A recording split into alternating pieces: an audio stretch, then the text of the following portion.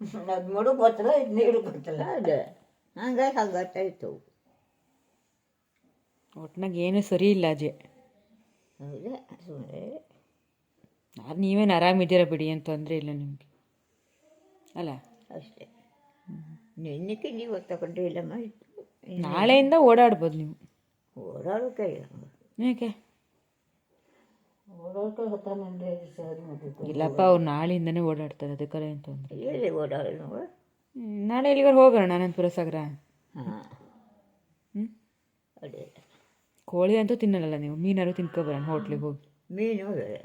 ಮತ್ತೆ ಕೋಳಿ ಕೋಳಿ ಮೀನು ಏನೇನು ಕೋಳಿ ಮೀನು ಎಲ್ಲ ಬಿಟ್ಟಿನೇ.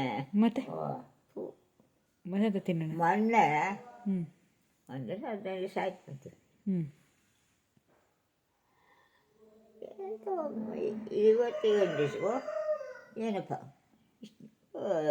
ಕೋಳಿ ತಂದಲ್ಲ, ಹ್ಞೂ ನಿಮ್ಮ ಮನೆಗೂ ನಮ್ಮ ಮನೆಗೂ ಹ್ಞೂ ಒಳ್ಳೆ ಲಾಯ್ ಕೋಳಿ ಇದ್ದಾಳೆ. 5 ಹೋಳು ಹಾಕಿದ್ದಾಳೆ, ಖುಷಿ ಹಾಕಿದ. ಹ್ಞೂ ಒಳ್ಳೆ ತಿಮ್ಮಕ್ಕಾಯ್ತು. ಹ್ಞೂ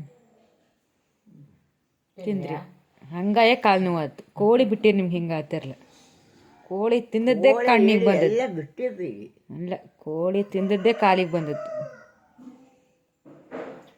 ತಿಂತೀರ ಇನ್ನ ತಿಂತಿಲ್ಲ.